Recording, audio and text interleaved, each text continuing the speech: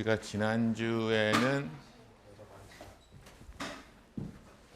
챕터 16을 보면서 크로마토그래피가 뭔가, 크로마토그래피 분리분석이라는 게 뭔가에 대해서 전체적으로 얘기했다면은 그러니까 이 크로마토그래피에 대해서 좀 더 깊이 있게 얘기해 들어가는 거가 이번 주에 할 일입니다.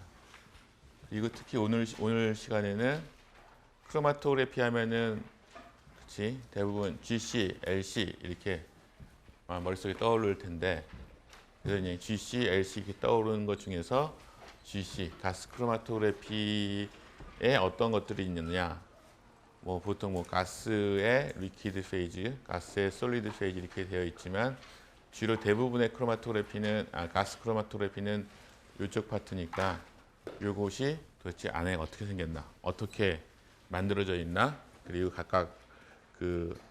각각의 있는 부품들, 컴포넌트들을 어떻게 다르게 함에 따라서 또 어떤 다른 특성들이 나타나는지 이런 것들에 대해서 배울 겁니다. 오늘은 주로 이것에 대해 얘기할 거고, 아마 수요일 시간에는 리퀴드 크로마토그래피라는 것이 어떻게 만들어지나, 어떠한 컴포넌트를 갖고 있나라는 것에 대해서 얘기하겠습니다. 또 어떻게 사용하는지. 그래서 가스 크로마토그래피라고 하면은 정확히 얘기하자면은 가스 리퀴드 크로마토그래피라고 하거나 아니면 가스 솔리드 크로마토그래피라고 얘기를 해야 될 거예요. 그래서 이제 앞에 가스가 모바일 페이즈라는 거 아마 여러분이 이제 알겠고, 그다음에 뒤에 오는 솔리드냐 리퀴드냐가 이제 스테이셔너리 페이즈, 고정상으로 되냐. 그래서 크로마토그래피에서 고정상 이동상 고정상이 뭐냐에 따라서 이렇게 이름이 지어지는 건데, 사실 대부분의 가스 크로마토그래피 요즘 쓰는 거는 GLC예요. 그러니까 가스 리퀴드 크로마토그래피야. 그래서 가스 GLC find widespread use and is usually shortened to GC. 우리가 보통 얘기하는 게 다 GC가 GLC야. 그러니까 안에다가 고체 표면에다가 리퀴드를 코팅해 가지고선 스테이셔너리 페이즈를 리퀴드로 만든 이런 것이고, 그리고 GLC가 based on partitioning of the analyte, 그러니까 분배, 파티셔닝 프로세스를 이용해서 분리를 하는 거고, 그 다음에 뭐 요 같은 경우에는 요 다음 슬라이드에 더 잘 나오겠네. 그래서 그 컬럼에 대해서는 좀 이따가 다른 슬라이드에서 더 자세히 얘기하도록 하고, 그러면 가스 크로마토그래피, 뭐 GLC든 SC든 가스 솔리드든 이러한 형태의 그 인스트루멘테이션, 그러니까 장비의 구조를 가지고 있는데, 사실 실제로 실험실 가서 보면 이따만한 오븐 같이 생긴 거가 하나가 있어요. 그리고 옆에 컴퓨터가 있고, 근데 그 안에 그 안이나 옆이나 뒤에 어떤 컴포넌트들이 들어있냐면은 제일 눈에 보이는 제일 큰 거는 이 부분이야. 여기 점선으로 되어 있는 부분. 샘플 인젝터가 있고, 그 다음에 컬럼이 들어있고, 디텍터까지 있어서 이 안에가 온도가 항상 일정하게 유지가 되는, 그러니까 일정하게 우리가 원하는 온도로 유지가 되는 그런 오븐이 있어. 그리고 그 안에 샘플이 들어가는 부분, 샘플이 흘러가면서 분리가 되는 컬럼, 그 다음에 디텍터까지가 포함이 되어 있어요. 그리고 바깥에서 샘플을 집어넣어 줘야 될 거고, 그럼 샘플을 집어넣으면은 샘플이 혼자서 이렇게 디퓨전 돼서, 그러니까 아무것도 없는 상태에서 그 샘플만 들어가서 이 안에 있는 리퀴드 페이즈랑 모바일 페이즈 사이에서 왔다 갔다 하는 거냐. 사실 그런 게 아니라 모바일 페이즈인 뭐 어떤 다른, 그러니까 흘려주는 것이 있어야지 그 힘에 의해서 이 샘플이 디텍터까지 갈 수 있죠. 그래서 그 모바일 페이즈에 해당하는, 그러니까 그 시료와 함께 계속 흘러가는 그 부분이 들어가는 부분이 있어야 되는데, 그 부분이 이쪽입니다. 그래서 캐리어 가스 탱크가 있고, 플로우 레귤레이터에서 우리가 모바일 페이즈인 가스가 안에 들어가서 샘플과 여기서 합쳐져서 이쪽으로 계속 흘러가면서 모바일 페이즈와 솔리드 표면에 있는 리퀴드 페이즈, 그러니까 스테이셔너리 페이즈하고 사이에서 파티션이 일어나서 디텍터에서는 분리된 형태로 측정을 하는 거죠. 그리고 저 뒤에는 디텍션 시스템일 거고요. 그래서 여러분들이 알아야 될 거가, 그럼 과연 모바일 페이지를 쓰는 캐리어 가스는 뭘 쓸까? 어떤 가스를 쓸까? 3학년이나 4학년 중에서 GC 써본 사람, 가스 크로마토그래피. 혹시 써봤다고 하더라도 손을 드는 게 별로 옳지가 않아. 아마 기기 분석 실험이나 지금 분석 실험에도 마지막에 들어가 있지. 그래서 가스 크로마토그래피를 사용할 기회가 있을 텐데, 그래서 이 캐리어 가스로 어떤 가스를 쓰는지, 그다음에 샘플 인젝션은 어떻게 하는지, 결국은 순간적으로 샘플이 플로우 가스랑 합쳐져서 컬럼으로 들어가야 되는 거죠. 만약에 여기 들어가는 샘플을 천천히 아니면 긴 시간 동안 일으키게 되면 그거는 어떻게 돼? 어떤 효과를 일으켜주게 되나? 초기 상태부터 굉장히 큰 브로드닝이 있게 되겠죠. 원래는 여기 입구에서는 샤프한 픽으로 있는데 시간이 지나면은 이것들이 분리가 되기도 하지만은 그 각각의 픽들이 디퓨전에 의해서 지난주에 얘기했던 것처럼 롱지튜디널 디퓨전에 의해서 픽 브로드닝이 생긴다고 그랬잖아요. 그래서 이때 샘플 인젝션 할 때는 순간적으로 들어가야 돼. 그러니까 굉장히 짧은 시간 동안에. 그래서 그건 어떻게 할 건지. 그 다음에 컬럼에서 이 컬럼 안에 무엇이 들어가느냐. 그러니까 어떤 형태의 스테이셔너리 페이지가 들어가느냐가 또 분리를 어떻게 얼마나 잘할 수 있는지를 결정하는 그런 키 팩터가 될 거고, 그리고 디텍터를 뭘 쓸 거냐. 이런 것들이 요 GC 그러니까 가스 크로마토그래피에서 우리가 알아야 될 것들일 거야. 요거는 이제 저 해리스 책에 있는 건데 뭐 답이 몇 개가 더 써 있지. 뭐 그림은 다르지만은 뭐 나는 개인적으로 이쪽 그림이 더 잘 그린 것 같아. 그래서 캐리어 가스가 들어가는데 캐리어 가스는 하이드로젠, 헬륨 또는 나이트로젠 뭐 이런 가스들을 쓴다고 해요. 그 다음에 캐리어 가스가 모바일 페이지라면은 여기에서 인젝터 포트가 여기 있고, 인젝터 포트는 이 안에 있는 컬럼이랑 연결되어 있죠. 그리고 이 인젝터 포트의 끝은 실리콘 러버 셉텀이라는 건 뭐냐면은 고무마개 같이 되어 있는 거죠. 그래서 여기에서 가스가 지금 들어가는데 이쪽으로 들어가야 될 거 아니야. 이쪽을 막아주는 거고, 그 다음에 컬럼 오븐이 있고 인젝터 오븐이 있네. 그러니까 오븐이 결국 요게 다 여기 디텍터 오븐도 있네요.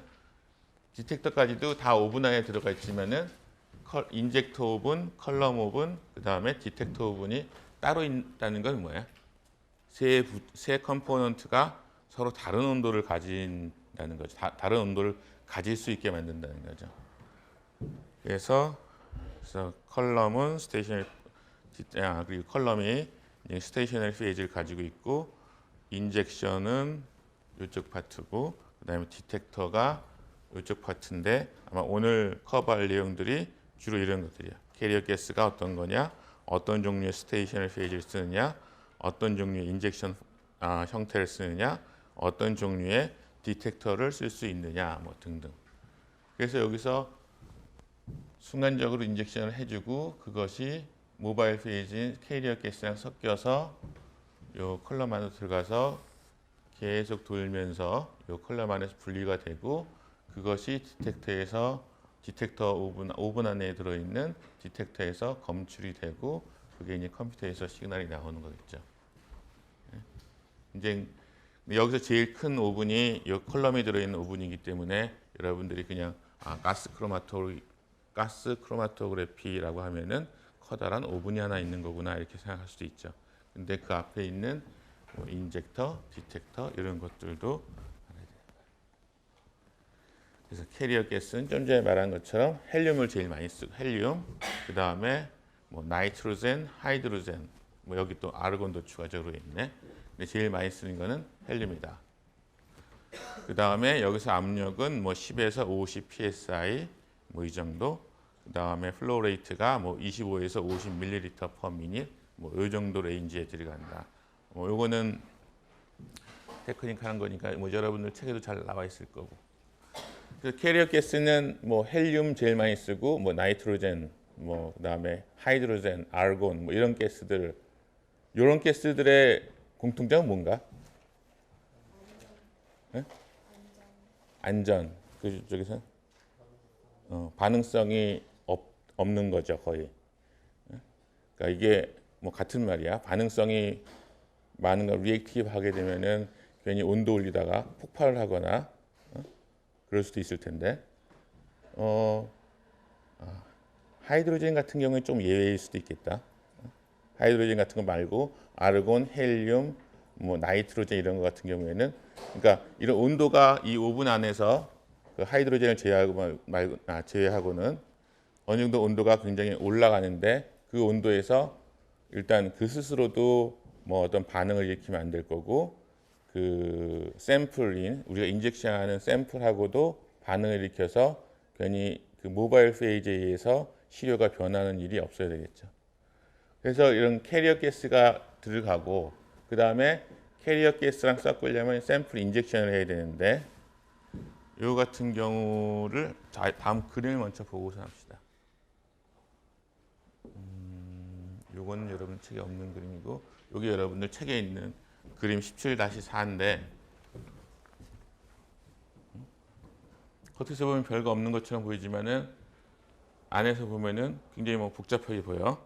이쪽이 실제 컬럼이고 그 다음에 여기서 뭐라고 되어 있냐? 크로스 섹셔널 뷰 오브 마이크로 프레시 베이퍼라이저 다이렉트 인젝터. 다이렉트 인젝터라고 그랬어요.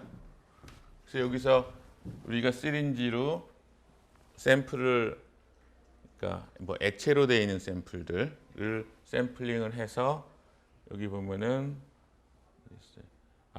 septum이라고 되어 있죠. 그러니까 여기가 이제 고무로 막혀 있는 거죠. 근데 거기다가 바늘로 뭐 그러니까 구멍을 뚫어서 이 안에서 인젝션 하면은 이 안에 온도가 사실 이 상온보다도 훨씬 높은 온도이기 때문에 액체였던 것들이 이 안에서 베이퍼라이즈 되면서 이 컬럼으로 이제 들어가게 되는 거예요.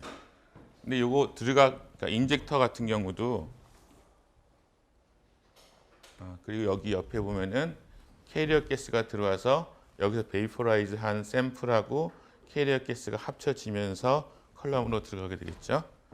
근데 이 인젝션 시스템 같은 경우도 몇 가지 다른 이름의 다른 용도들이 있는데 지금 보여줬던 것 같은 경우에는 언컬럼 인젝션처럼 다이렉트하게 인젝션하는 케이스고 그거 말고도 여기 보면 스플릿 인젝션이라고 해서 시린지에서 여긴 좀 더 심플하게 그려놨는데 고무 septum에다가 콕 찔러 가지고선 샘플 인젝션 시켜주고 그러면 이 안에서 여기 온도가 여기 있네. 350도 정도 되니까 순간적으로 상온에서는 액체이던 거가 기화가 되겠죠. 그 기화가 된 거하고 그리고 어디 있어요? 캐리어 가스. 캐리어 가스가 또 일로 들어가서 여기서 섞이게 되는 거죠. 이 안에서. 그리고 이제 이 안에서 섞이고 그다음 그 중에서 극히 일부만 실제로 컬럼에 들어가는 거예요. 그래서 여기를 스플릿 벤트라고 스플릿해서 여기는 벤트고 스플릿해서 이쪽 인젝션이 되고 그래서 전체가 만약에 그 100이라면은 101이겠네. 빠져나가는 거는 한 1분에 한 100ml 정도가 빠져나가고 실제로 샘플 컬럼으로 들어가는 거는 그중에 한 100분의 1 정도 되는 1ml per minute 정도만 실제로 그 컬럼으로 GC 컬럼으로 들어가게 되는 거예요. 그러니까 여기서 인젝션 시키는 거 양 중에 극히 일부만 이쪽으로 들어가는 거죠. 그리고 또 다른 형태가 스프릿 리스 인젝션이라고 돼서 여기서 그 샘플을 인젝션 시켜주고 이 안에 시스템이 이 스플릿 인젝션보다는 훨씬 심플하게 되어 있어요. 그래서 여기서 뭐 2mm가 들어가서 1mm가 나온다 그러고 그리고 이쪽으로 나가는 게 거의 없이 대부분이 다 이쪽으로 컬럼으로 들어가는 그런 형태가 되는 것을 우리가 스프릿 리스 인젝션이라고 그러고 지금 요 같은 경우에는 여기에 베이퍼라이즈를 시키고 그 다음에 그것이 대부분 컬럼으로 들어가는 건데 요 같은 경우에는 그 언컬럼 인젝션이라고 해서 그 시린지에서 컬럼으로 직접 연결이 돼서 샘플이 들어가는 거가 되는 거예요. 그래서 여기서 이거 같은 경우에는 이 가스가 이쪽으로 해서 같이 여기서 믹싱이 되지만은 시료는 곧장 그 컬럼으로 인젝션되는 그런 시스템이 됩니다. 그래서 요 경우, 그다음에 요 경우 여기서 다른 거가 제일 큰 차이점이 뭐가 있나? 딱 봤을 때 일단 1분만 들어간다, 그냥 다 들어간다, 여기도 다 들어간다 하고 있고, 그리고 또 다른 점이 아마 여기 온도일 거야. 350도, 220도, 그 다음에 여기서는 훨씬 더 낮은 온도예요. 그래서 시료의 형태에 따라서 시료가 굉장히 베이포라이즈가 잘 되는 거냐, 잘 안 되는 거냐, 그리고 몰레큘러 웨이트가 낮은 거냐, 높은 거냐 이런 것들에 따라서 이러한 인젝션 형태를 결정하게 됩니다. 근데 분석 화학 단계에서는 아마 이런 다른 종류의 인젝션 시스템이 있다는 것 정도만 알아도 뭐 지금에서는 충분할 것 같고, 그 다음에 그 컬럼의 앞에 부분에 있는 인젝션 시스템이 있고 컬럼 뒤에 디텍터가 있죠. 그 디텍터가 한 가지만 쓰면 좋겠지만은 사실 디텍터 같은 경우도 우리가 디텍션 하려는 분자에 따라서 다른 종류를 많이 사용합니다. 이거 같은 경우에는 첫 번째로 제일 많이 쓰는 게 우리가 그냥 GC를 사면은 기본으로 달려서 오는 게 FID라는 거예요. Flame Ionization Detector. 그래서 FID 그림이 있을 거예요. 이게 여러분 책에 있는 그림이고, 이게 예전에 헤레스 책에 있는 그림인데 비슷한 그림인데 뭐 조금 디멘전을 다르게 해서 그런 거죠. 그래서 FID고, 그래서 설명하기 이게 더 실제적인 도면인 것 같고, 요거는 설명하기 쉽게 다이어그램을 만들어 놓은 것 같은데, 그래서 요걸로 가지고 설명을 할게요. 여기서 컬럼에서 막 분리가 되고, 그 다음에 그 분리가 된 후에 그 기체 상태의 샘플이 이렇게 들어오겠죠. 그러면은 여기서는 플레임 아이오나이제이션 디텍터라니까 플레임이 있어야 돼요. 불꽃이 있어야 되는 거죠. 그래서 여기서 그 그러니까 불꽃이 생기는 부분이 있고, 여기로 샘플이 들어가서 이 불꽃에 의해서 타게 되겠죠. 그럼 기체 분자들이 불꽃에 의해서 타면은 일단 뭐가 되죠? 플레임 아이오나이제이션 디텍터니까 이온화 시키는 거죠. 그래서 이온화가 되면은 그 이온화가 된 성분들을, 그러니까 이온화된 그 가스들을 디텍션 해가지고선 우리가 정기적인 시그널로 받는 겁니다. 근데 이게 어떤 경우에 장점이 되느냐 하면은, 일단 시스템이 굉장히 단순하고, 여기 써 있는 것처럼 most organic compound, 그러니까 유기화합물들.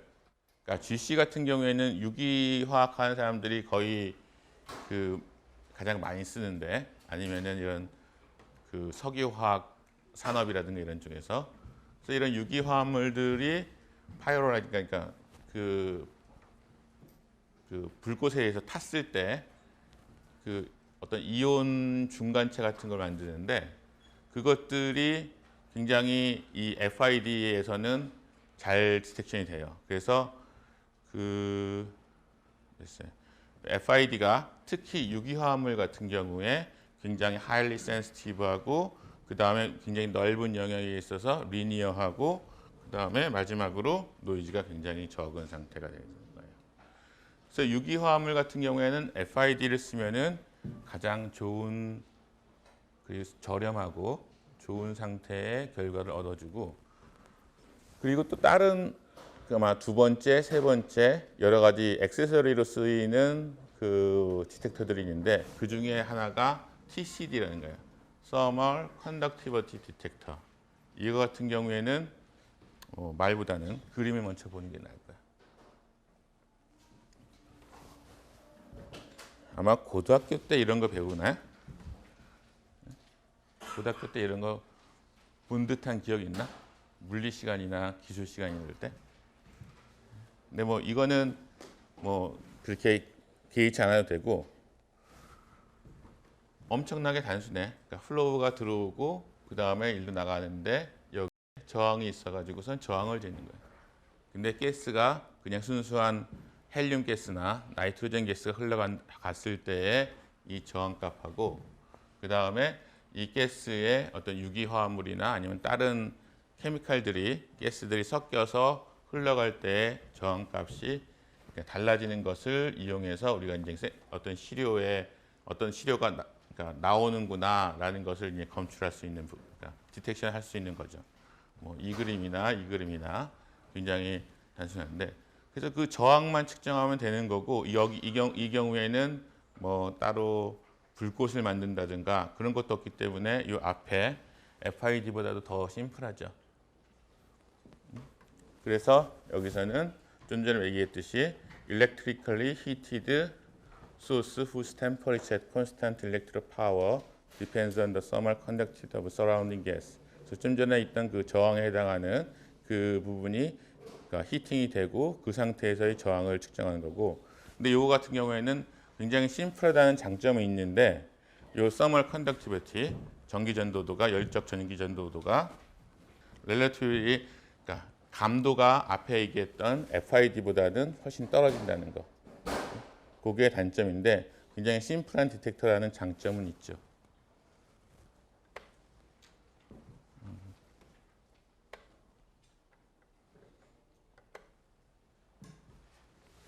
이건 뭐 많이 써 있어. 이거 같은 건데 여러분들 책에 보면은 이게 그림이 없는 걸로 알고 있어요. 그림은 없고 말만 많더라고. 그래서 이런 경우는 또 여러분들이 막 졸려올 거야. 근데 요거는 앞에 두 개 정도보다 중요한 건 아니고 일렉트론 캡처 디텍터, 그러니까 시료에서 나오는 뭐 이온을 디텍션해서 하는 건데 이 부분은 그냥 한번 쭉 읽어보면서 그러니까 ECD라는 디텍터가 있다는 것 정도만 아마 알고 있으면 될 거예요. 뭐 다음에 하나 정도 중요하다고 생각하면은 이것이 중요한 부분이 selectively respond to the halogen containing organic compound.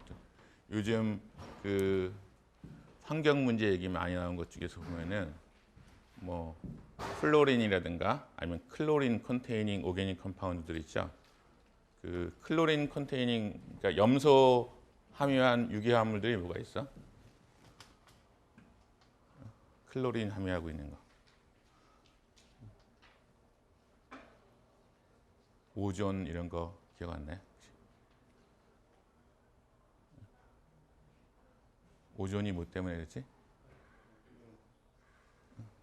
오존 뭐 여러분들 맨날 시험 보고 그럴 때 대표적으로 나오는 것 중에 하나 아닌가?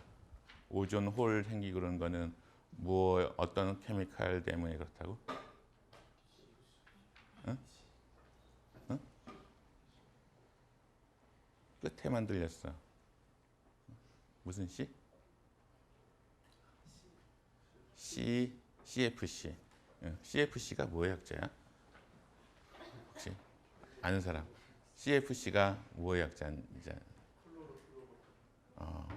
3학년이지. 아 역시 짬밥이 있구나. 그게 클로로플로로카본이라는 거가 원래 이제 하이드로카본인데 거기 있는 하이드로젠들을 클로린이나 플로린 같은 걸로 치환시키니까 일단 이게 굉장히 특성이 좋거든. CFC를 주로 어디다 썼었죠? 냉매 뭐 이런데. 그리고 이게 반응성이 굉장히 없지. 그래서 옛날에 처음에 CFC가 나왔을 때는 그 처음에 이제 개발한 사람들인지 모르겠지만 하여튼 선전해서 나와서 뭐 이걸 막 마시기까지 했대. 그만큼 반응성이 없다는 거죠.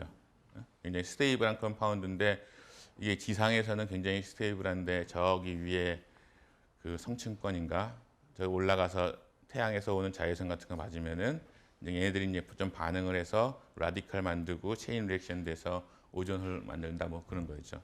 그래서 그때부터 이제 생긴 게 이제 굉장히 오래 몇십 년 이상 뭐 7, 80년 된 컴파운드지만은 그것들이 축적돼 가지고선 최근에는 그런 그 CFC 같은 컴파운드를 어떻게 검출할 거냐 환경에 있는 걸 그런 것들이 큰 이슈란 말이야. 그리고 또 요즘은 또 클로린은 아닌데 플로로 컴파운드라는 거가 굉장히 또 많이 이슈가 되더라고요. 플로린 들어가 있는 거, 그러니까 불소 화합물. 그게 뭐가 있을까? 내가 알기로는 아마 그 뭐죠? 불났을 때 그 뿌리는 거, 그 안에도 플로린 컨테이닝 컴파운드가 되게 많이 들어 있는 걸로 알고 있고, 그래서 굉장히 유용해요. 그 특성만 보면은. 근데 그것들이 자연계에 나가거나 아니면 다시 이제 사람한테 돌아와서 우리 음식물에 들어가 있거나 했을 때 문제가 많이 생길 수 있으니까 그런 환경 이슈들이 많이 생기면서 이런 할로젠 컨테이닝 오가닉 컴파운드를 검출하는 데는 ECD라는 디텍터가 굉장히 많이 쓰이게 되는 거죠. 이 뒤에 부분은 쭉 읽어보면 될 것 같고, 그 다음에 좀 전에 얘기했던 FID, ECD, 그 다음에 또 하나 뭐 있었지? 일렉트론 캡처, TCD, 이런 것들은 조그만 디텍터야. 그래서 사실 GC 그의 옆에 붙어 있어가지고선 잘 보이지도 않고, 그래서 굉장히 심플하고. 근데 거기에다가 좀 더 어떻게 보면 GC가 액세서리처럼 보이는 그러한 디텍션 메소드들이 있는데, 요거 두 개는 아니지만, 그래서 그렇게 연결하는 것을 우리가 하이퍼네이티드 메소드 오브 디텍션이라고 그래요. 하이프네이션이 뭐야? 이게 쉬운 거야. 하이프네이션이 뭐야? 하이픈이 뭐야? 하이프네이션이 뭐야? 하이픈이 이거잖아. 우리가 GC 그리고선 짝대기 하고 그 다음에 많이 쓰는 게 뭐가 있어요? 이렇게 쓰는 거. 우리가 GC, FID 사실 이렇게는 잘 안 써. 이런 얘기는 잘 안 해. 원래는 FID가 워낙 그 심플하고 아주 간단한 디텍터이기 때문에. 근데 아마 기기 분석이나 이런 실험할 때 보면 GC, MES, LC, MES. MES는 뭐지? 매스 스펙트로메트리, 질량 분석기라는 그거고. 그래서 그 가스 크로마토그래피라는 분리하는 테크닉하고 매스 스펙트로메트리라는 또 다른 어떤 분석기기랑 결합해서 사용할 때. 근데 이거 같은 경우에는 사실 GC보다도 훨씬 가격도 훨씬 비싸고 그 성능도 굉장히 좋고, 그리고 이렇게 하게 되면 GC가 매스에 엎여 있는 듯한 그런 느낌이 드는 그런 형태거든. 그래서 이러한 어떻게 보면 별개로 독립적인 장비들을 연결해서 어떤 시스템을 만든 걸 우리가 하이프네이션 시킨다고 그러는데, 하이프네이티드 메소드라고 얘기를 하는데, 그 중에 보면은 서머 아이오닉 디텍터, 그다음에 일렉트로리틱 컨덕티비티 디텍터 이런 것도 있고, 그다음에 더 중요한 거가 여러분들이 아직 매스를 안 배웠기 때문에 그 분석화학 시간에는 얘기를 못 하지만은 매스 스펙트로메트리, 그러니까 질량 분석기 같은 거가 연결될 수가 있어요. 슬라이드에 글자가 많으면은 졸렵죠. 한 그림이 있어도 자긴 자더라. 보니까 칠판했을 때 제일 집중도가 높은 것 같고, 그림이 있으면은 중간 정도 되는 것 같고, 이렇게 글자가 가득 있으면은 그냥 막 순간적으로 막 휙휙 눈이 감기 그러더라고. 그래서 이 부분 같은 경우에는 나 그림을 찾아보도록 할게요. 그래서 사실 그 좀 전까지 얘기했던 부분은 어떻게 보면 약간 암기 과목 같은, 암기해야 될 부분 같은 경우가 더 많아요. 우리가 이렇게 가스 크로마토그래피가 있을 때 제일 중요한 건 뭘까? 가스 크로마토그래피에서 제일 중요한 거, 제일 알짜가 되는 부분, 제일 성능에 중요한 역할을 미치는 거, 아마 제일 가운데 있는 요 컬럼일 거야. 컬럼이 어떤 거냐, 컬럼이 좋은 거냐, 어떤 우리 분석하려는 시료하고 그 잘 부합되는 컬럼이냐, 이게 제일 중요할 거고, 그것에 맞춰서 인젝션 방법도 우리가 어떤 형태의 분석을 할 거냐, 그리고 얼마나 정량을 할 거냐, 정성을 할 거냐 이런 것에 따라서 그 다음에 디텍터도 좀 전에 오게닉 그러니까 하이드로카본에 대해서 센시티브하고 뭐 영역이 넓은 거가 뭐 FID고 그 다음에 할로카본, 그 뭐 플로린이나 클로린 같은 거가 들어있는 카본에 대해서 센시티브한 게 뭐고 그리고 뭐 얘기 안 했지만 또 그 디텍터 타입은 사실 우리가 어떤 샘플을 분석하느냐 그것에 따라서도 결정되는 거예요. 근데 이거 같은 경우에는 옵션처럼 이제 선택을 하면 되는 거고 제일 중요한 부분이 이 컬럼 부분일 거예요. 그 다음에 컬럼 같은 경우에는 어느 정도 이해를 해야 돼. 여러분들 약간 케미스트리를 이해를 해야 돼요. 컬럼, GC 컬럼에는 그 안에 이제 스테이셔너리 페이지가 들어있는데 컬럼에는 크게 보면 두 가지가 있어요. 커필러리나 오픈 튜블러. 이거 이렇게 두 가지라는 게 아니라 첫 번째가 커필러리 컬럼이라고 그러거나 아니면 오픈 튜블러 컬럼이라고 그런다는 거예요. 그래서 컬럼에는 GC 컬럼에는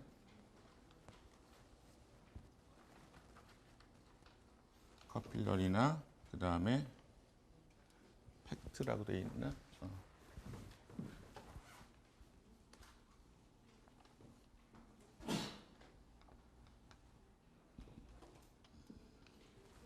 다음 슬라이드나 다다음 슬라이드 있겠지.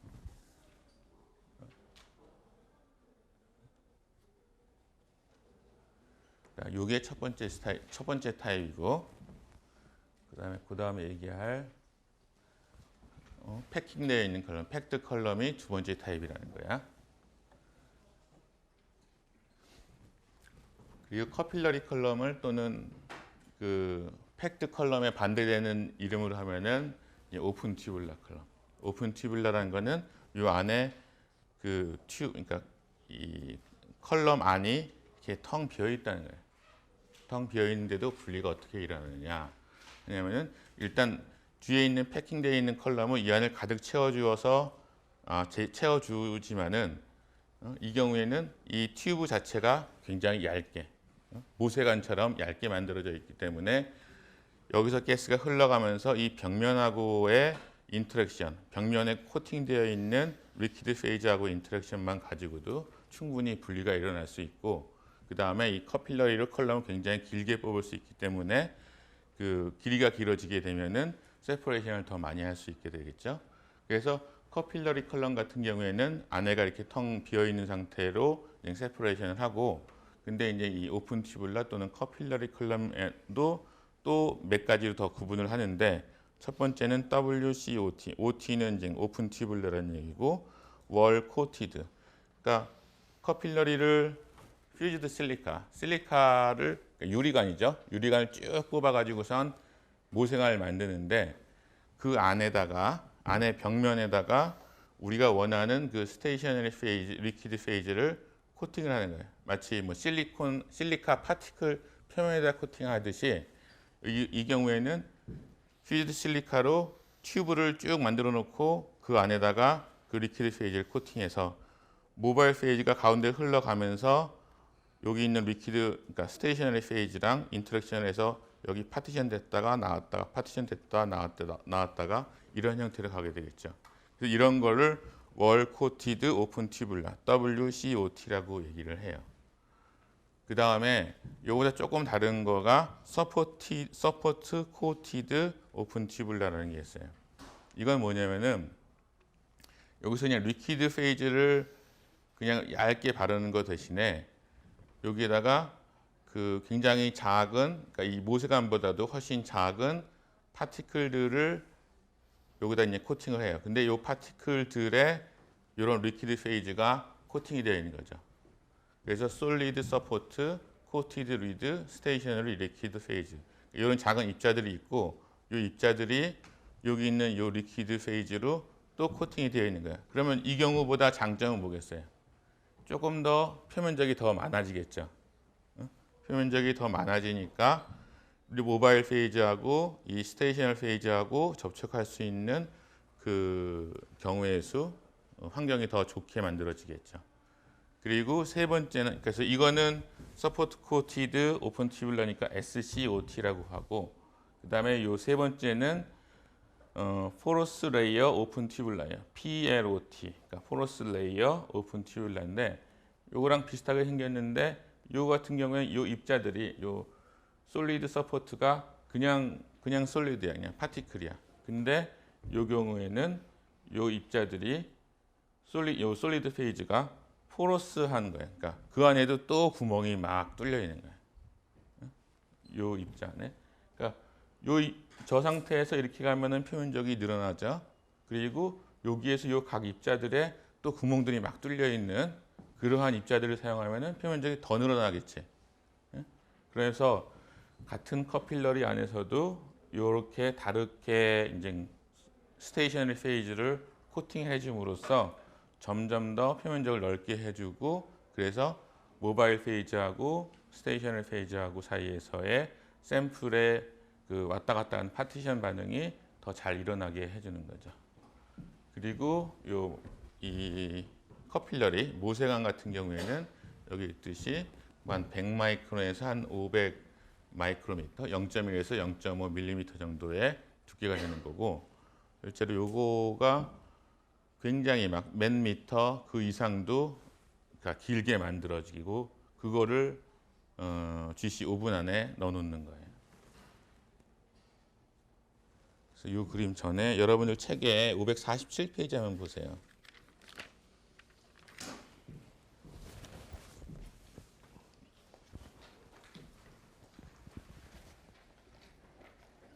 여기 있는 사람들이 보통 한 90년생 정도 되나? 90 몇 년생 정도 되나? 90 한 2, 3년생 정도까지 되나? 지금 대학교 들어오는 친구들이 한 95년생 정도 되지. 거기 보면은 547페이지 오른쪽 밑에 보면은 25m짜리 퓨즈드 실리카 커필러리 컬럼이라고 되어 있고 사진이 있는데 그게 마치 무슨 철사 이렇게 쭉 감아 놓은 것 같이 보이죠. 근데 그게 좀 전에 얘기했던 그런 커필러리를 쭉 감아 놓은 거고 그 토탈 기계 25m라는 거야. 25m를 그 정도 감으려면은 엄청나게 잘 뽑아야 돼. 커필러리를. 커필러리 혹시 만들어 본 사람? 모세관 만들어 본 적 없으세요 혹시? 모세관 어떻게 만들까? 해봤네. 그렇지. 내가 대학교 때인가 아니 대학원 때인가 실험하려면은 그 초자 만들어 주시는 분들이 있었거든. 옛날에는 지금 다 사는 게 아니라 좀 특수한 모양을 만들려면 하는데 모세관을 만들어야 되는데 그 초자실에 가서 이거 좀 만들어 주세요 하고 그러니까 담당하시는 분한테 얘기하니까 모세관을 딱 가열하시더니 나보고 딱 잡으라더니 뛰어 그러더라고. 내가 빨리 뛰면 빨리 뛸수록 이게 모세관이 가늘어지는 거야. 네, 지나치게 빨리 뛰면 끊어지겠지만은 그래서 그렇게 모세관을 만들었던 기억이 있는데 여기 보면 이게 1987년이야. 여러분들 아마 대부분이 태어나기 조금 전 그때 아마 처음 커머셜하게 만들어진 것 같아. 처음 커머셜하게 만들어서 1300m짜리를 만들었다고 그러네. 그리고 거기 나온 게 2 million theoretical plate. 전에 지난주에 배웠던 이론적인 단수가 200만 이상이다. 그 얘기는 굉장히 세퍼레이션 거기를 다 통과하게 되면 세퍼레이션 이피시가 굉장히 좋아진다는 얘기죠. 그래서 여러분들 태어나기 조금 전에 이런 것들이 만들어져서 지금은 아주 그 흔하게 쓰이는 것 중에 하나예요. 그래서 그게 오픈 튜뷸라 컬럼 또는 커필러리 컬럼이라고 그러고 요 다음에 이어서 팩트 컬럼을 배우겠지만은 팩트 컬럼은 그 전부터 계속 쓰이던 거야. 튜브에다가 그 고체들 집어넣어 놓고 그 다음에 거기다 이제 가스를 흘려주면서 하는 거예요. 그러니까 좀 더 두꺼운 거지. 그래서 그것이 장단점이 있는데 요 위에 그림이 팩트 컬럼. 얘에다가 1ml의 샘플을 집어넣고선 분리를 한 거예요. 하이드로젠, 그다음 아르곤, 옥시젠, 나이트로젠, 그다음 메테인 이렇게 들어갔는데 요 같은 거랑 그다음에 같은 샘플인데 이 경우에는 얼마큼 들어가면 4 마이크로리터. 이거에 비해서 엄청나게 조금만 들어가는 거죠. 이 경우는 어떤 인젝션 포트를 쓰면 좋을까? 사실 커필러리에는 시료가 굉장히 조금만 들어가도 되기 때문에 아까 얘기했던 뭐 언컬럼 인젝션, 그 다음에 또 뭐 있었나, 스프레드 리스 인젝션, 그 다음에 스프레드 인젝션 이런 게 있었는데, 스프레드 인젝션 같은 경우에는 들어가는 시료 중에서 극히 일부 1% 이하 정도만 실제로 컬럼에 들어갔잖아요. 그런 것 같은 경우에는 이런 데 장점이 있겠죠. 4마이크로리터만 들어가서도 이거를 다 분리할 수 있어. 그러니까 뭐가 있는지 다 알 수 있다는 거죠. 그리고 이 데이터하고 이 데이터하고 비교하면은 뭐가 좀 다른가? 여기 나이트로젠 한번 봅시다. 요 픽이랑 요 픽이랑 뭐 위치는 같은 데서 나오더라도 픽이 어떤 게 더 샤프해? 아래 게 더 샤프하죠. 시료를 훨씬 적게 쓰고 그 다음에 훨씬 샤프한 결과를 낼 수 있다는 거죠. 훨씬 더 좋은 레졸루션을 가진다는 거죠. 그러니까 그러니까 커필러리 또는 오픈 튜뷸라 컬럼을 쓸 때는 우리가 뭐가 있는지 알고 싶을 때, 확인을 하고 싶을 때 굉장히 좋고, 만약에 우리가 확인하려고 그러는데 많은 시료량이 필요하다. 그럼 그건 좀 손해가 되겠지. 근데 굉장히 소량만 써서 이것 그리고 각각의 픽들이 잘 분리가 되도록 실험할 수 있으면은 그것이 그 시료에 무엇이 있는지 정성적으로 확인하는 데는 굉장히 좋을 거예요. 근데 크로마토그래피를 할 때 또 다른 목적 중에 하나는 뭐 정량도 있지만은 그 다음 단계의 다른 실험을 하기 위한 분리라는 목적도 있을 수 있거든요. 그럴 경우에는 커필러를 쓰게 되면은 저 뭐 4마이크로리터 분리해 가지고선 또 뭐 0.0 마이크로리터 나오면은 그거 느려 가지고 어떻게 하겠어요. 그러니까 실제로 세퍼레이션 하거나 샘플 프랩 같은 용도로는 이러한 팩트 컬럼이 훨씬 더 좋은 경우도 많이 있어요. 장단점이 다 있다는 거죠. 근데 커필러리 컬럼 같은 경우에는 훨씬 좋은 세퍼레이션 이피션시를 가지고 있어요. 그리고 이 커필러리 또는 오픈 튜뷸라 컬럼에 대비되는 것이 예전부터 사용하던 팩트 컬럼이에요. 팩트 컬럼은 글라스나 또는 메탈 튜빙으로 만들고, 그 다음에 여기서 얘기하는 게 뭐 2, 3m 정도. 그 다음에 인사이드 다이미터가 2에서 4mm 정도. 그러니까 일단 앞에서 얘기했던 오픈 튜뷸러보다 훨씬 짧고 훨씬 굵지. 훨씬 두꺼우면서 길이는 짧죠. 그래서 더 패킹 또는 서포트는 그 안에 있는 패킹이나 하는 서포트가 리퀴드 스테이셔너리 페이지로 코팅돼 가지고선 만들어져 있고, 그 다음에 뭐 요 뒤에 부분은 뭐 읽어보면 될 것 같고, 그다음에 여기서 보면 여러분이 또 모르는 단어가 하나 책 읽다 보면은 나올 수 있는 거가 뭐 초기 상태부터 많이 쓰인 소위 패킹 머티리얼 중에 하나가 다이아토메이셔스 얼스. 이게 뭐야? 이게 뭐냐면은 548페이지 보세요. 548페이지 보면은 왼쪽에 그림 17.8번이 있거든요.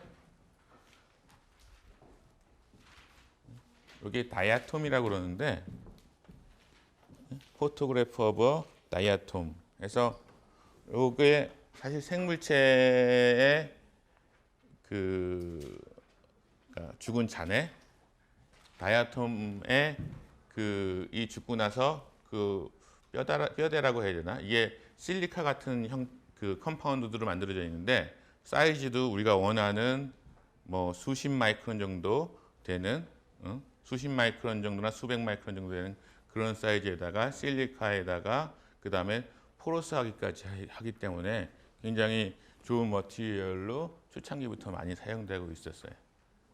그래서 여기다가 요 이제 서포트 머티리얼에다가 겉에 그 리퀴드 페이지를 코팅해서 사용하는 경우가 많이 있다고 하고요. 그래서 패킹은 그런 것들을 하고, 근데 사실 뭐 서포트 머티리얼보다 더 중요한 거는 그 겉에 무얼로 코팅을 하느냐지.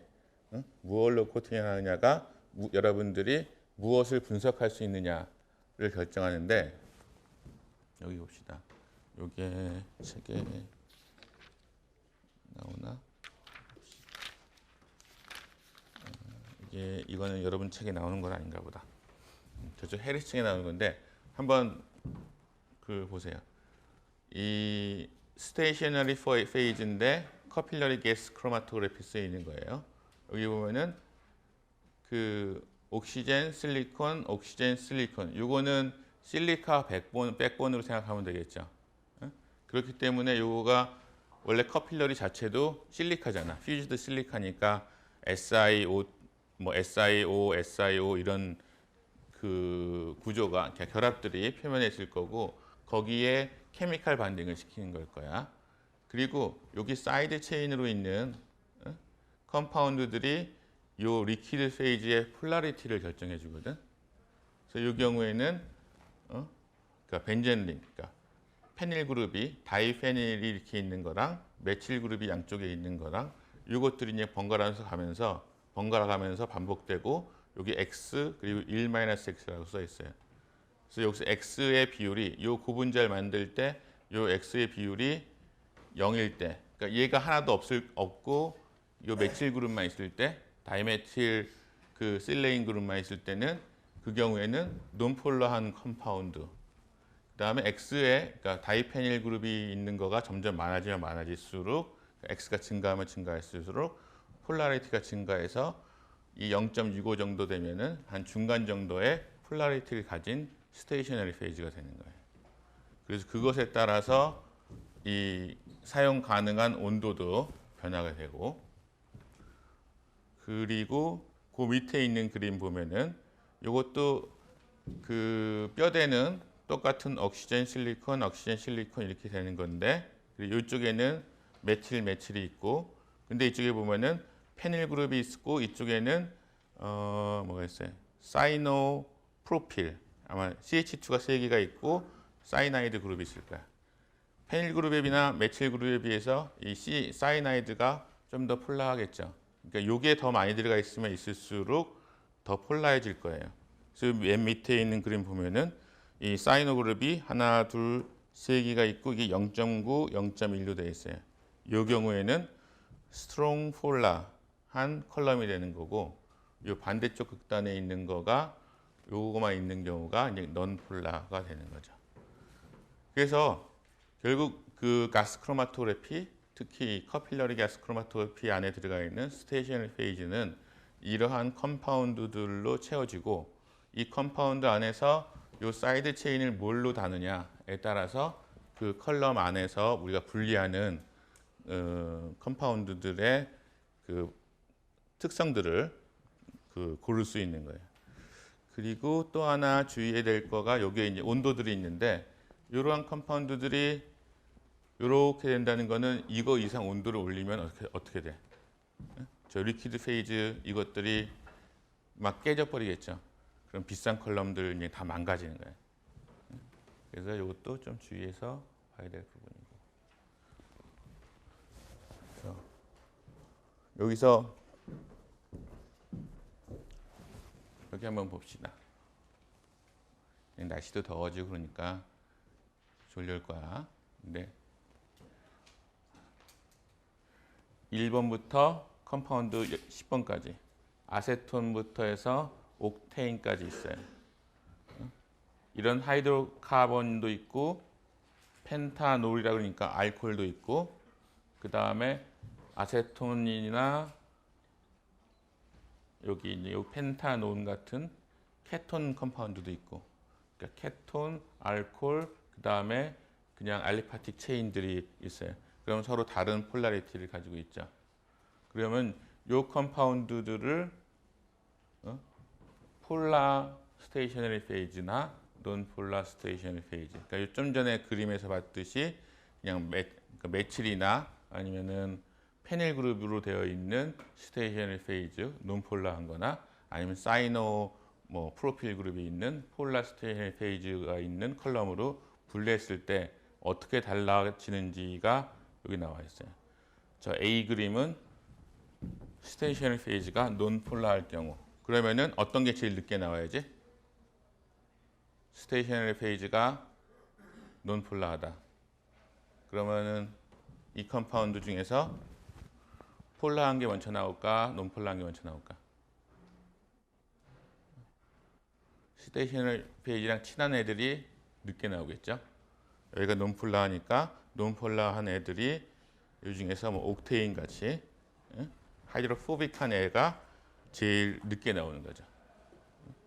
그리고 그것에 반대해서 폴라 스테이셔너리 페이지라고 하면은 여기서 옥테인 어디 있어? 옥테인. 아까는 제일 늦게 나오던 컴파운드가 여기서는 제일 앞쪽에 나오죠. 앞쪽 부분에 나오죠. 그리고 여기서 제일 늦게 나오는 애는 9번, 6번, 3번. 9번 펜타놀, 6번 부타놀, 3번 프로파놀. 알코올들, 제일 하이드로필릭한 애들. 폴라한 컴파운드들이 뒤쪽에 나오게 되죠. 그러니까 여러분들이 분리를 할 때 내가 분리하고자 하는 컴파운드들이 무엇냐에 따라서 대략적인 어떠한 특성을 가지고 분리할 거냐에 따라서 컬럼 선택을 잘 해야 되는 거예요. 그리고 컬럼 선택을 잘하고 못하고가 분리를 하느냐 마느냐도 결정하지만은 어떤 때는 분리를 1시간에 하느냐 아니면은 2박 3일로 하느냐 이것도 결정해 주는 거니까 이 스테이셔너리 페이지에 대해서 좀 정확히 알고 있어야 돼요. 그 다음에 그럼 이 컬럼에서 일어나는 소위 파티셔닝 반응, 분배되는 거는 뭐에 의존인데, 그러니까 그것을 결정해주는 파라미터가 뭐가 있을까? 온도가 높은지 낮은지도 중요한 팩터 중에 하나예요. 그래서 이 컬럼이 인젝터나 아니면 디텍터도 오븐 안에 들어있지만은 제일 중요하고 제일 온도를 일정하게 잘 유지해야 될 거가 컬럼이거든요. 그래서 이 컬럼에서 온도를 일정하게 유지해 줘야지 되는데, 근데 일정하게만 유지해서 실험하니까 이렇게 나와요. 이게 아마 저는 석유화학 뭐 연구실 같은 데서는 뭐 카본도 워낙 종류가 많고 그러니까 얘 그냥 카본 15개짜리다, 14개짜리다, 13개짜리다 이렇게만 분리를 그러니까 구분을 하는데 만약에 원유를 분석을 한다고 쳐봐. 원유에서 그래, 건더기 이렇게 막 덩어리진 거 빼고 그 다음에 나머지 것들에 대해서 분석을 한다고 하면은 뭐 C15, 14 이렇게 쭉 나오겠죠. 근데 이때 일정한 온도로 했을 때 문제는 앞에 있는 C 뭐 1부터 8, 9까지는 순식간에 쫙 한 5분 안에 쫙 나와 버리고 그 다음에 10개짜리, 11개짜리, 12개, 그 15개까지 하는데 뭐 한 3시간은 기다려야지 15개짜리가 나온 거야. 근데 만약에 우리 여러분이 그러니까 분석해야 될 대상이 한 15개까지는 분석을 해야 된다. 그리고 또 추가적으로 원한다면은 이 C8 밑에 있는 뭐 C3, 4, 5 이런 것들도 뭐 6, 7 이런 것들도 분리를 하고 싶다. 그러면은 이것을 다른 컬럼을 쓰든지 온도를 더 낮추면은 분리가 더 천천히 될 테니까 쭉 가긴 할 텐데 그럴 경우에는 시간이 또 끝없이 늘어날 거란 말이야. 그러니까 효율이 떨어지는 거죠. 그래서 여기서 약간 트릭을 하나 쓸 수 있는 거가 온도를 처음부터 끝까지 150도만 유지하는 게 아니라 오븐이니까 오븐 안에서의 온도를 50도에서 250도씩까지 1분에 8도씩 그러니까 서서히 증가시켜 주는 거예요. 그럼 처음에는 50도에서 분리가 되는 거니까 상대적으로 그 가벼운 원소들 여기서 보면 C6부터 나오네요.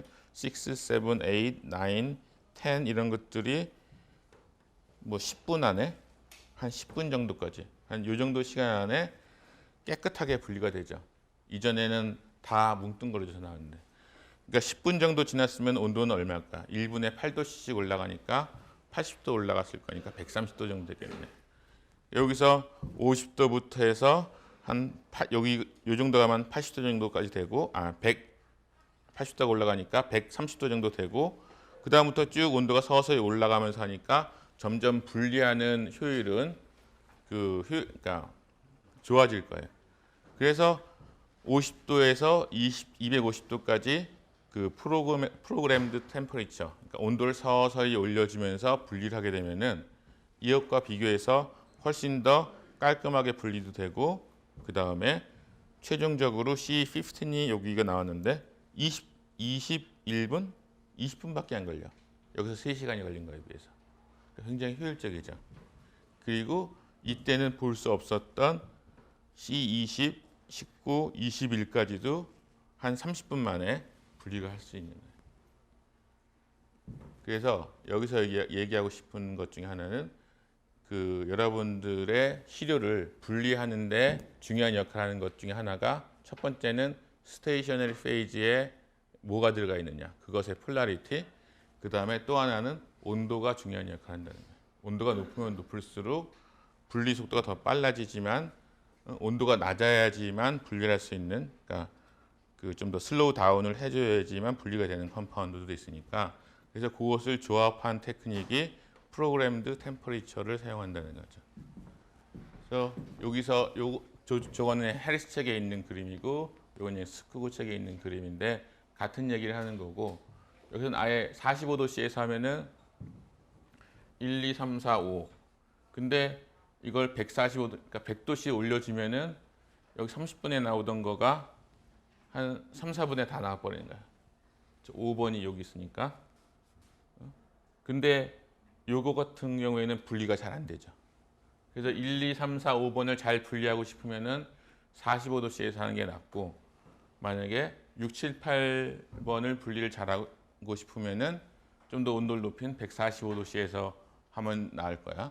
근데 이것을 둘 다 잘하고 싶으면은 온도를 프로그램을 해서 30도에서 180도까지 서서히 올려주면서 분리를 하게 되면은 앞에 여기서는 뭐 30도 정도밖에 안 됐으니까 분리가 천천히 일어나서 1, 2, 3, 4, 5를 한 15분 정도의 분리를 하고, 그 다음에 이쪽으로 가면 갈수록 온도가 높아지니까 6, 7, 8, 9의 그 이들 사이에 시간 간격도 줄어들어서 상대적으로 짧은 시간 안에 다양한 컴파운드를 다 분리할 수 있는 거예요.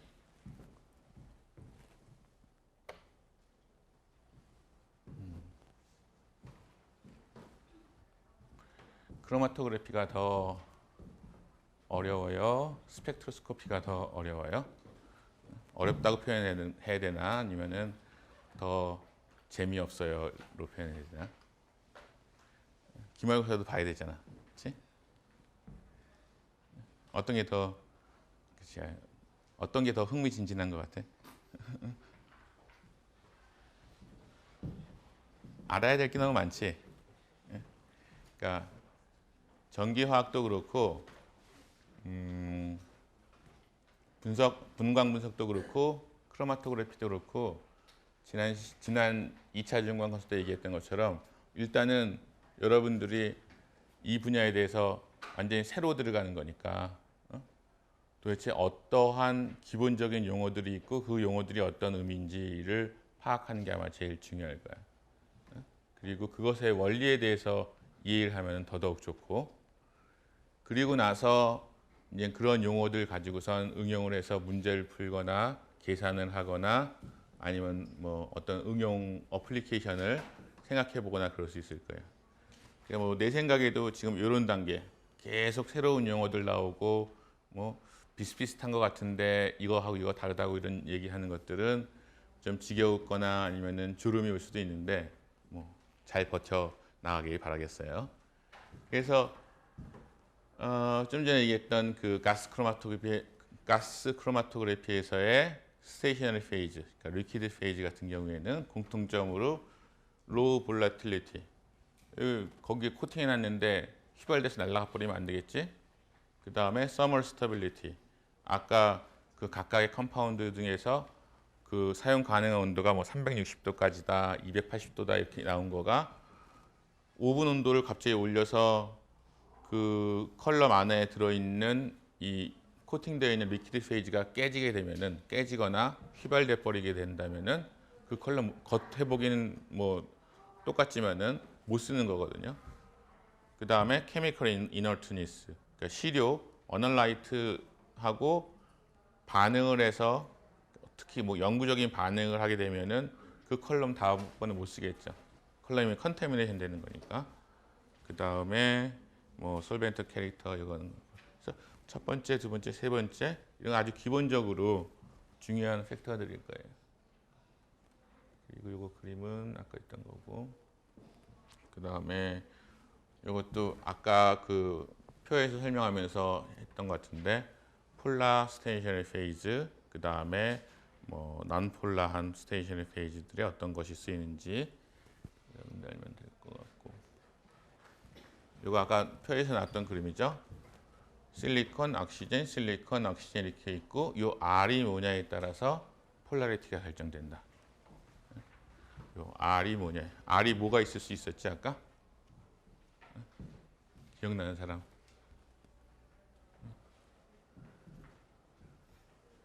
여기 어떤 그룹이 가면 폴라하게 됐었지?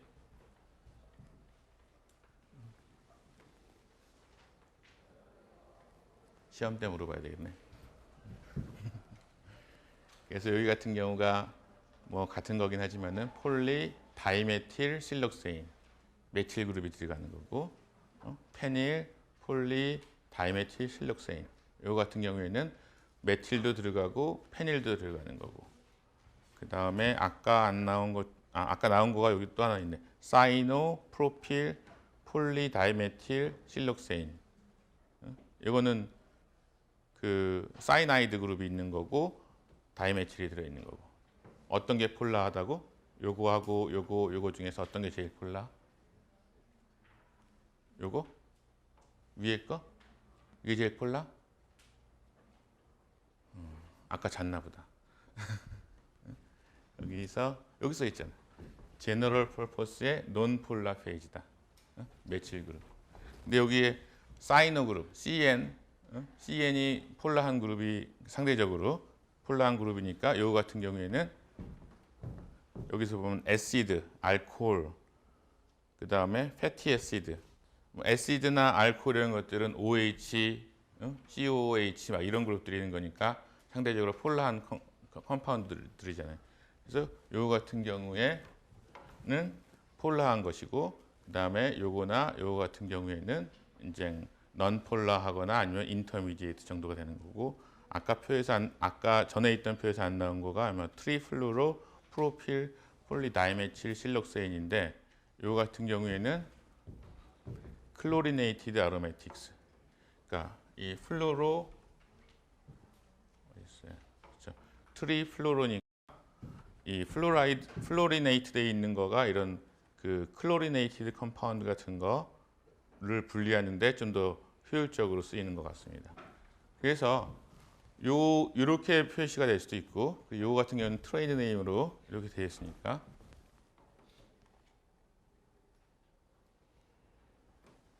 여기서 이 헤리스팅에 나왔던 이게 뭐야? 다이메틸 다이페닐이죠. 아까 뭐라고 써 있었어요? 논폴라한 거는 X가 제로인 경우, 여기 없는 경우. 그러니까 다이메틸 실록세인만 있는 거는 X가 0이고 완전히 논폴라한 거다. 360도까지 건들 수 있고. 그 다음에 X가 0.65라는 거는 얘가 35%, 얘가 65% 있다는 거죠. 그럴 경우에는 인터미디에이트 폴라리티. 그러니까 다이메틸이 있을 때는 완전히 논폴라, 다이페닐이 있을 때는 중간 정도. 그 다음에 여기 있지. 사이노 프로필.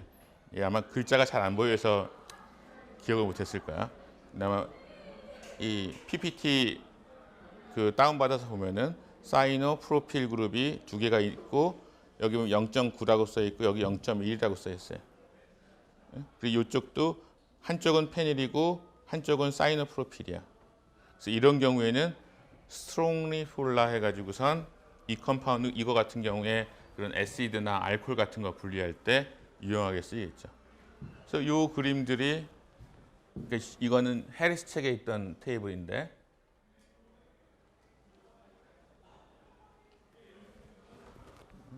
이게 여러분들 책에 있었던 걸로 기억하는데, 여러분 책에 550페이지 보세요. 550페이지에 테이블 17-2로 나오네.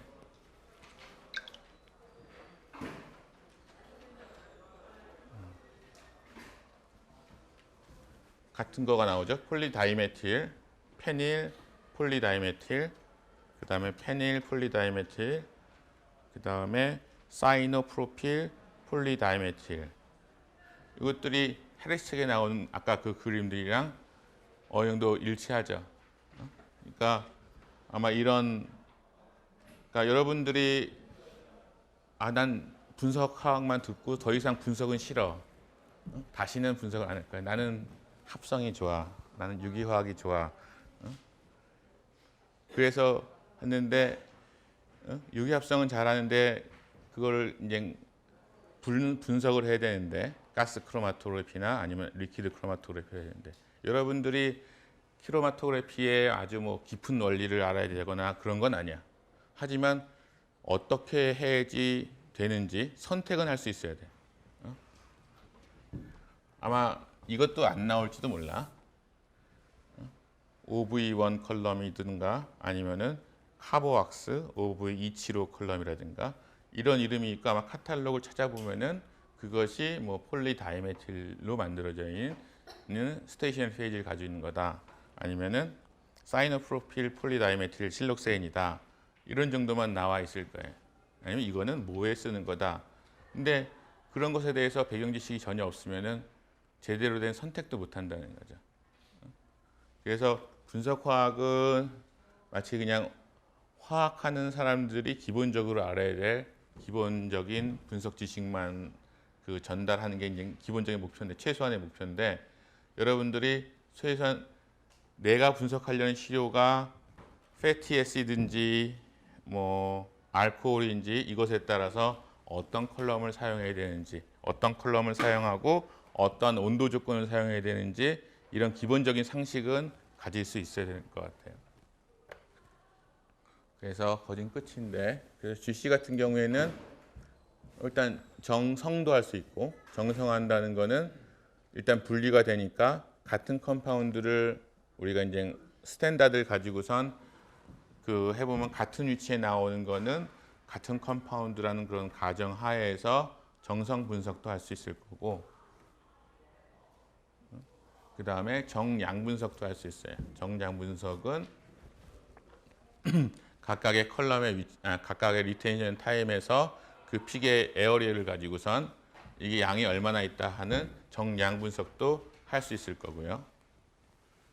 그리고 정성이든 정량을 하든 인터널 스탠다드 메소드 처음에 인젝션 할 때 그 안에다가 우리가 아는 시료들 스탠다드들을 같이 집어넣어서 그게 나오는 픽의 위치 사실 그 리텐션 타임이 그 항상 일정한 게 아니거든요. 왜냐하면은 그 컬럼이 굉장히 프레시하고 새 거일 수도 있지만은 오래 쓰면서 일부 컨테미네이션 되거나 손상돼서 컬럼의 이피션시가 떨어질 수도 있고 온도가 여러분들이 생각하는 것처럼 아주 정밀하게 캘리브레이션 된 상태에서 유지가 되지도 않을 수도 있었을 거고 여러 가지 다른 조건 때문에 리텐션 타임을 절대적인 값으로 받아들이기 힘들거든요.